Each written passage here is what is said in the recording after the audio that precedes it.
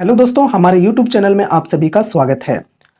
अभी हम लोग बात करने वाले हैं परसिस्टेंट सिस्टम स्टॉक के बारे में। आज के दिन ये जो स्टॉक है ये काफ़ी ज़्यादा गिरी है। अप्रॉक्स 10% की गिरावट आज के दिन हमें यहाँ पे देखने को मिली है। मार्केट ओपनिंग के टाइम की बात करें तो 10% से भी ज़्यादा गिर गई थी, लेकिन मार्केट क्लोज होते होते थोड़ा सा यहाँ पर कम हो गया और फाइनल यहाँ पर 9.68% की गिरावट हमें देखने को मिली है। ठीक है, तो अभी हम जानेंगे कि ऐसी कौन सी रीजन्स थे जिनके वजह से ये स्टॉक आज इतना ज़्यादा पिटा है। ठीक है, चलो वीडियो को शुरू करते हैं। देखो गाइज, इससे पहले मैंने आप लोगों के लिए एक और वीडियो डाला था परसिस्टेंट सिस्टम स्टॉक के ऊपर ही, जिसमें मैंने इनकी Q4 की रिजल्ट के बारे में बताया था। ठीक है, Q4 रिजल्ट के बारे में बताया था, जो कि सिर्फ यहाँ पर हमने कवर किया था नेट प्रॉफिट को लेकर। ठीक है, नेट प्रॉफिट एंड रेवेन्यू को लेकर। ठीक है, जो कि काफ़ी बेहतरीन थी। ठीक है, काफ़ी पॉजिटिव थी ये दोनों चीज़ें। एंड नेट प्रॉफिट की बात करें तो ये कितने परसेंट से, अप्रोक्स 25% से ग्रो की थी ईयर ऑन ईयर के बेसिस पे। और रेवेन्यू की बात करें ये भी लगभग 15%, 14.9% थी। ठीक है, तो लगभग 15% से ये भी ईयर ऑन ईयर के बेसिस पे ग्रो किया था। तो देखो, नेट प्रॉफिट एंड रेवेन्यू तो काफ़ी बेहतरीन आई है, लेकिन आज गिरावट क्यों हुई वो हम लोग अभी जानते हैं। तो गिरावट का मेन रीजन भी यही है Q4 रिजल्ट। ठीक है, और जो कंपनी है उसकी गाइडेंस को लेकर गिरावट हुई है। ठीक है, तो जानते हैं अभी कैसी क्या गाइडेंस आई है कंपनी की तरफ से और रिजल्ट में और कुछ क्या है जिसके वजह से आज हमें गिरावट देखने को मिली है। ठीक है, फर्स्ट रीजन की अगर हम बात करें तो वो है TCV, यानी कि टोटल कॉन्ट्रैक्ट वैल्यू। इसमें हमें डिक्लाइन देखने को मिली है -14% की क्वार्टर ऑन क्वार्टर बेसिस पे। कहने का मतलब है जो ऑर्डर्स मिलते हैं वो पिछले क्वार्टर के मुकाबले में यहाँ पर ऑर्डर्स कम गए, घट गए। ठीक है, 14% से। तो इस वजह से ये एक नेगेटिव यहाँ पर देखने को मिली। अब देखो, मतलब पिछले 2-3 क्वार्टर्स जो थे कंपनी की, उसमें भी मांग की स्थिति जो थी वो लगभग इतना ही थी, कुछ खास नहीं थी। और इस बार मार्केट की एक्सपेक्टेशन थी कि कुछ चेंज होगी, लेकिन कुछ खास बदली नहीं यहाँ पर, उल्टा और यहाँ पर डिक्लाइन ही देखने को मिली है -14% की। ठीक है, एक्सपेक्टेशन थी कि अब डिमांड सुधरेगी। ठीक है, लेकिन परसिस्टेंट सिस्टम की कमेंट्री में ऐसा कुछ देखने को नहीं मिला। ठीक है, यहाँ पर डिमांड की कमी देखने को मिली है। पिछले क्वार्टर में जो डिमांड्स थे वही लगभग रहे। ठीक है, उल्टा और देख सकते हो -14% की डिक्रीजिंग देखने को मिल रही है। तो ये पहली रीजन हो गई। अब दूसरे रीजन की बात करें जो कि है Q4 की ऑपरेटिंग मार्जिन। ठीक है, ऑपरेटिंग मार्जिन। ऑपरेटिंग मार्जिन कैसी आई? तो देखो, एक्सपेक्टेशन की अगर हम बात करें तो एक्सपेक्टेशन थी कि 14.9% ये आएगी ऑपरेटिंग मार्जिन Q4 की, लेकिन रियलिटी में आई कैसी? ठीक है, 14.4%। तो यहाँ पर घटत देखने को मिली मार्जिन के अंदर, ऑपरेटिंग मार्जिन के अंदर 14.9% की एक्सपेक्टेशन थी मार्केट की, लेकिन आई सिर्फ यहाँ पर 14.4%, थोड़ी सी कमी देखने को मिली। ये हो गई दूसरी रीजन। अब तीसरी रीजन की अगर हम बात करें तो तीसरी रीजन ये है कि पिछले एक साल में ऑलमोस्ट कंपनी ने 60% का रिटर्न दे दिया है इन्वेस्टर्स को। तो अब ऐसी न्यूज आई है यहाँ पर टोटल कॉन्ट्रैक्ट वैल्यू को लेकर या फिर ऑपरेटिंग मार्जिन को लेकर और कंपनी के गाइडेंस को लेकर। गाइडेंस भी अभी हम लोग डिस्कस करेंगे। ठीक है, तो यहाँ पर उस वजह से लोग नेगेटिवली ले रहे हैं, और चूंकि प्रॉफिट लोगों को हुआ है पिछले एक साल में, तो अब लोग यहाँ से प्रॉफिट बुकिंग करना स्टार्ट करेंगे। तो ये वजह से आज हमें गिरावट देखने को मिली है। तो देखो गाइस, ये कुछ 3 रीजन्स थे जिसकी वजह से आज के दिन परसिस्टेंट सिस्टम के अंदर काफ़ी ज़्यादा गिरावट देखने को मिली है। अब यार, ये तीनों रीजन्स के बारे में आई थिंक आप लोग समझ चुके होंगे, लेकिन फिर भी इस वीडियो के साथ एंड तक बने रहना, ताकि मैं आपको और भी अच्छी तरह से डीपली क्लियर कर पाऊँ। ठीक है, कुछ कुछ और भी इंफॉर्मेशंस हैं वो भी आपको जान लेना चाहिए। ठीक है, देखो यहाँ पर ये चीज़ों के बारे में हमने सुबह ही वीडियो बनाया था, जिसमें ये डिस्कस किया था कि जो इनकी नेट प्रॉफिट है वो 315 करोड़ की आई है Q4 की, जो कि 25.36% की ग्रोथ दिखाई है यहाँ पर ईयर ऑन ईयर के बेसिस पे, ठीक है। एंड रेवेन्यू की बात करें, ये देखो 2590 करोड़ की आई है Q4 में, और इसमें भी ईयर ऑन ईयर के बेसिस पे 14.9% की ग्रोथ देखने को मिली है हमें, ठीक है। नेक्स्ट यहाँ पर देखो टीसीबी के रिगार्डिंग बात किया जा रहा है अमाउंट में। अभी तो हमने देखा था कि टोटल कॉन्ट्रैक्ट वैल्यू जो है वो गिरा है, तो यहाँ पर देखो कितना गिरा है, वो तो देखा कि 14% से गिरा है। अब अमाउंट की अगर हम बात करें तो यहाँ पर देखो 447.7 मिलियन, ठीक है। इन Q4 the company recorded a total contract value of 447.7 million dollar, ठीक है। A slight decrease from the previous quarters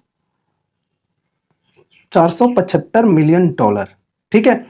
तो यहाँ पर देखो पिछले क्वार्टर में 475 मिलियन डॉलर की यहाँ पर कॉन्ट्रैक्ट आई थी टोटल कॉन्ट्रैक्ट, लेकिन इस क्वार्टर में घटकर 447.7 मिलियन डॉलर हो गई, ठीक है। तो ये यहाँ पर थोड़ी सी एक नेगेटिवली यहाँ पर देखने को मिल गई लोगों को, और बाकी नेट प्रॉफिट और सेल्स वगैरह तो बढ़ी है, ठीक है। फिर यहाँ पर देखो इनकी गाइडेंस आ गई यहाँ पर, persistent system said that it aims to improve margins by 200 to 300 basis points over the next 2 to 3 years, ठीक है। तो यहाँ पर इन्होंने कहा है कि नेक्स्ट 2 से 3 सालों में ये अपनी मार्जिन्स इंप्रूव करेंगे, ऐसा एम किए हैं 200 से 300 बेसिक पॉइंट्स तक, ठीक है।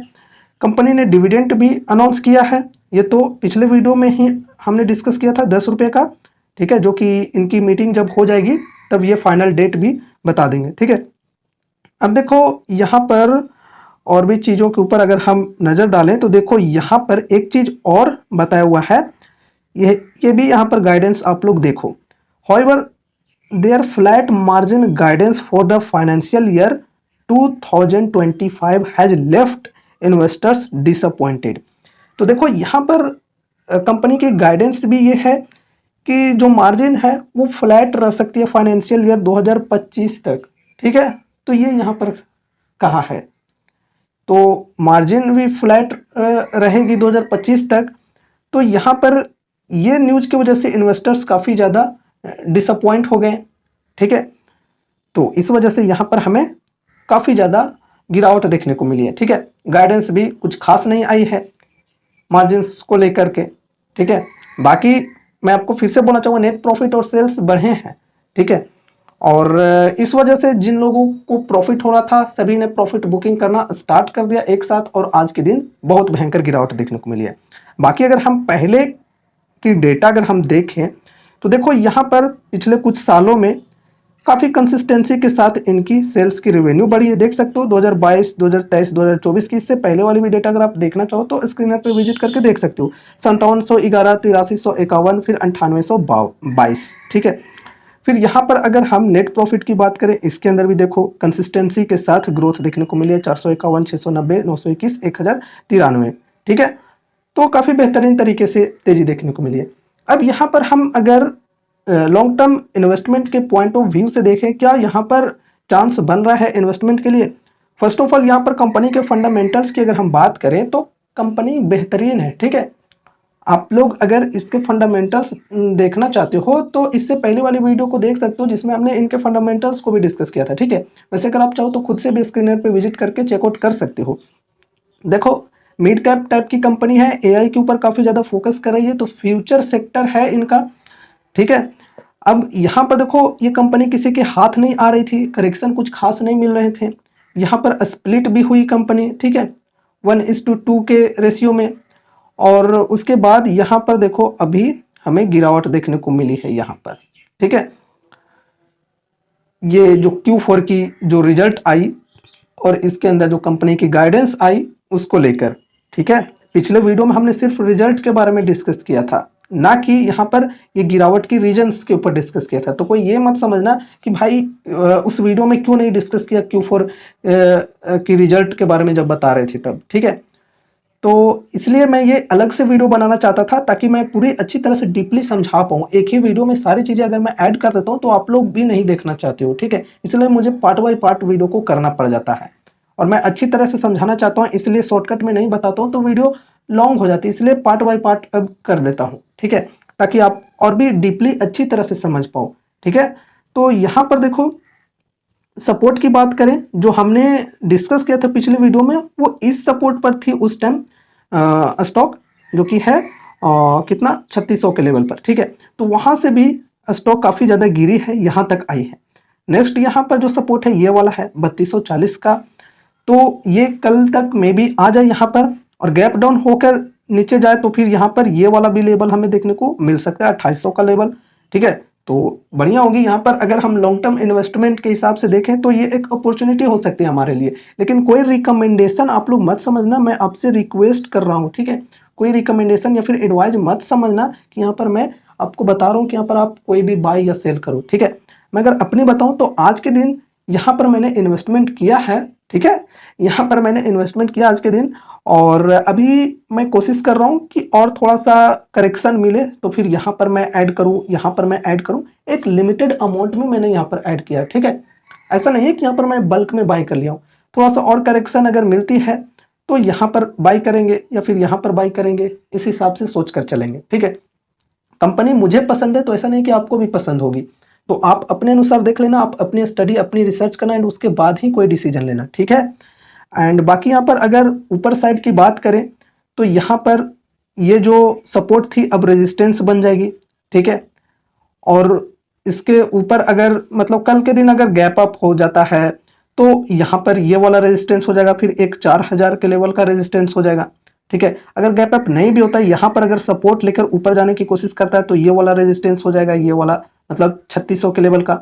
इसको ब्रेकआउट देकर ऊपर जाता है तो ये 4000 के लेवल का एक रेजिस्टेंस हो जाएगा। फिर इसको ब्रेकआउट देता है तो ये 52 वीक हाई का रेजिस्टेंस हो जाएगा। इसको ब्रेकआउट जब देता है तब हम लोग बड़े मूव्स देख पाएंगे, ठीक है, बिग मूव्स देख पाएंगे, ठीक है।